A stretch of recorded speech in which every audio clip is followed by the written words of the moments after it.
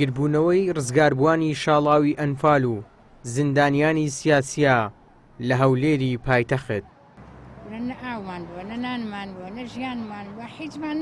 مەلیحە عەبدولفەتاح تەمەنی 75 ساڵە، بەبێ هیوایی لە بەردەم ئەنجومەنی وەزیران دانیشتووە تاوەکو حکومەتی ماوە بەسەرچوو گوێی بۆ بگرێت و مینحەیان پێ بدرێت.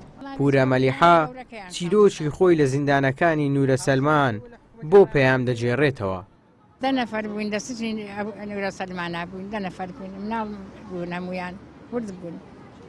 تا ئێستا هیچ شتێکیان بۆ نەکردن، داوایەوە کەن موچەیەکمان بنێوتەوە تر خۆمە داوای هیچ ناکەین، نە داوای تەختی پاشایی کەس دەکەین نە هیچێ. ئێمە دەوری 4 مانگ لەوێ بووین لە سجنی نورە سەلمانە. ئەخۆ سجن فەرقی هەیە، ئەوە نەبێت هەیە نانواوی هەیە، ئێمە هیچمان نەبووە. زیندانیانی سیاسی بە زۆرێک تووڕە و بێتاقەتن لە حکومەتی ماوە بەسەرچوو ناسنامەی زیندانی سیاسیان لە بەردەم ئەنجومەنی وەزیران فرێ دەدەن. حکومەتی هەرێمی کوردستان کە دروست بوو ئەمە دروستی کرد، ئەمە دروستی کرد. من ئەمە هەوێم وچێ 2013 هەوێم بۆ کراوە بەبێ مەعاش. وەڵی شەرم لە خۆمەکەم کوردم، شەرم لە حکومەتی خۆمەکەم. یعنی ئەمە حکومەتی هەرێمی دروست کرد، من دروستم کردووە. هەڵەبجە دروستی کرد، بریندارانی چەکی کیمیاوی شەیدی هەڵەبجە دروستی کرد. هەتا ئێساکێ هیچ شتێکمان بۆ ناکەن. من بۆچی مە بگری بڵێ ئەنفالەکان و گۆڕە بە کۆمەڵەکان و شەیدانی هەڵەبجە و کیمیابارانی هەڵەبجە ئەو ئەبێ ئێمەی لەبیر بێ ئێستا. ئەوان مردوون چوونەتە ژێر خاک، بەس ئەو ئێمەشی لەبیر نییە. ئەمە هەوەی 2013 بێموچە. من بۆچی مە لە ماڵە فڕەمیاوە؟ هیچ سوودی نییە. ئەوەش بۆ خۆی بابی بینێ. شەرم لە خۆمەکەم کە ئەنفال بووم.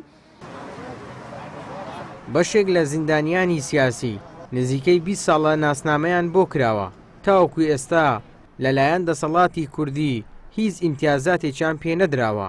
نزیکەی 20,000 زیندانی سیاسی چاوەڕێی پێدانی موچەکەیان دەکەن کە ماف و خەونی چەندین ساڵەیانە. 15 ساڵە دەردیسەری و ناڕەحەتی و مانچەشتووە هەویان پێیانێتەوە تا ئێستا هێشتر هەر لەگەڵ ئێمە سجن بووە، یەک دقە یەک نوع سجن بووین. ئەوان ئەوە 10 ساڵ معاشیان وەرگرتووە، 7 ملیۆنیانیانێ تا ئێستاش هەیانە هەر بەردەوامە. بەس ئێمە هەر لەگەڵ ئەوە هەر ئایلەکەی خۆم 4مان بۆیان دەرچووە، 4ەکەش هەر ئاوا هەویەیان هەیە و بێ هیچ. ساڵ ئێمە چاوەڕێی دەستی ئەوانەکەین و هەر ئەمان خەڵەتیان ساڵ بە ساڵ ئەوە پیر بووین لە ژیانمانەوە مردین و نیۆمان مردو نیۆمان ماوە و بە عایلەی هەمومان گیراوین و داوای مافی خۆمانەکەین. ڕزگاربووانی شاڵاوی ئەنفال و زیندانیانی سیاسی هاوشێوەی بەشێکی دیکە لە چین و توێژەکان دەڵێن حکومەتی ماوە بەسەرچووی هەرێم ئاوڕمان لێ ناداتەوە و گوێ بە داواکاریەکانمان نادات لە کاتێکدا ئەوان لە سەختترین قۆناغەکانی خەباتی نەتەوەییدا بازی قورسیان داوە، لە لێواری مەرگ و تیاچوون گەڕاونەتەوە. ئەمە جاری یەکەم نییە و چەندین جاری دیکە کە سوکاری ئەنفالکراوان و زیندانیانی سیاسی هاتوونەتە سەر شەقام و ناڕەزایەتی خۆیان دەربڕیەوە و چەندین جار هاتوونەتە بەردەم ئەنجومەنی وەزیران، بەڵام وەکو خۆیان دەڵێن حکوومەتی هەرێم دەستیان پێ دەکات و بەدەم داواکاریەکانیانەوە نایەت و ئەوانیش حکوومەتی هەرێم بە کەم تەرخەم دەزانن. ئیبراهیم زیاد، کەناڵی ئاسمانی پەیام، هەولێر.